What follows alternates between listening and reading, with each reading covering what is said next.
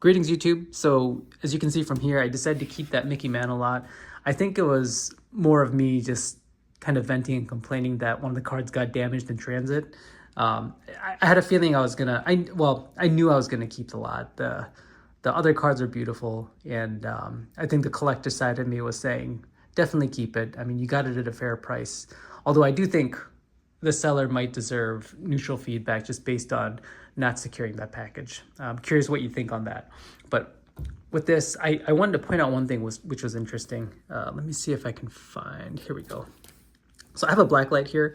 I often check for marks. Thought this would be a good experiment, but you can see here, if you go along the edge in front of the card, there's nothing really glowing, which means, well, other than the little hairs, but along the side of the card saver. But this card is clean. There's a crease on it, but definitely not marked. I looked over this one.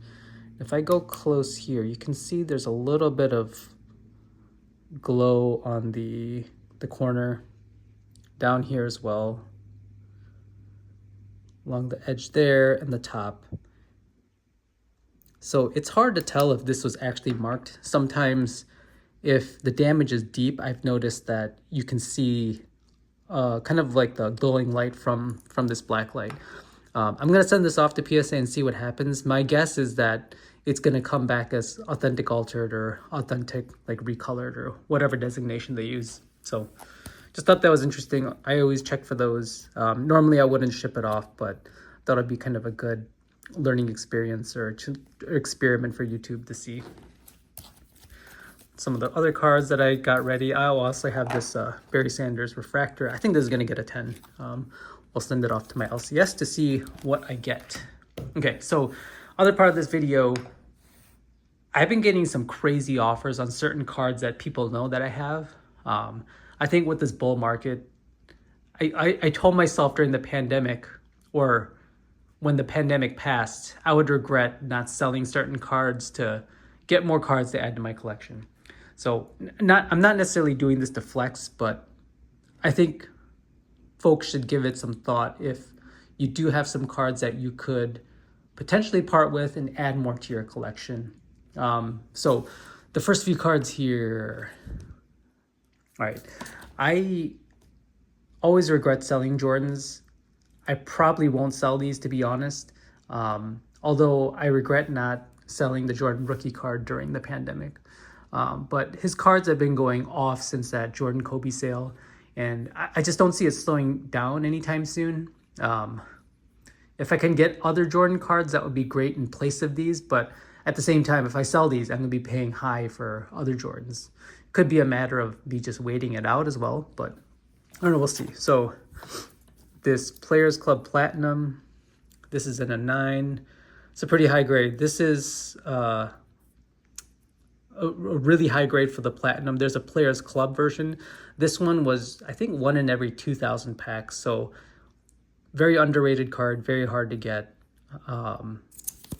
Yeah, and got a very fair offer on this. This is a refractor from 95 Finest. I call this one Bruce Banner. Look at how green he is. With the coating too. So fair offer on this. I pulled this card. There's just no way I'm gonna sell this. I pulled this when I got back into collecting. Got the 7 because it was bricking, unfortunately, but the rest of the card is beautiful. I don't know if you can tell, but the surface, you can see like the different coloration there. It's like in the background it's whiter, and then here's the natural color. So unfortunately the bricking caused this. And this lenticular card, this Jordan Hot Numbers, I don't know if you can tell, if you move it around, the Jordan moves in the background. But 9 high grade. Yeah, his cards have been going off. Got very fair offers on these. I thought about selling these, but I don't know. It's kind of up to the person. I wouldn't recommend selling his cards unless you know you can get, as a collector, buy something else in place of it. Okay. This Tom Brady. So this is 0.5 from a gem. Got a very, very fair offer on this, above what a PSA 9 would be. Maybe they're looking to recrack it, but bought this a while ago. I'm in for this for fairly cheap. Well, cheap for what it's going for now. It's just a little off-centered, but beautiful card. Okay, the last card, I'm still thinking about this. Someone knew I had this. I didn't put this out other than a card show recently. Look at this thing. Look how centered it is. I would consider, if I parted with this, I would look to downgrade to maybe a PSA or SGC 5. But at the same time, let's say I sell this and downgrade the 5. I'm going to have to pay an arm and a leg just to get another copy of a well-centered copy. I was thinking about getting the NBA label on this if possible, but maybe the other person is thinking the same, that made an offer. So someone made an offer at essentially close to a PSA 7 price, which I think is outrageous. It's hard to deny that in terms of saying no.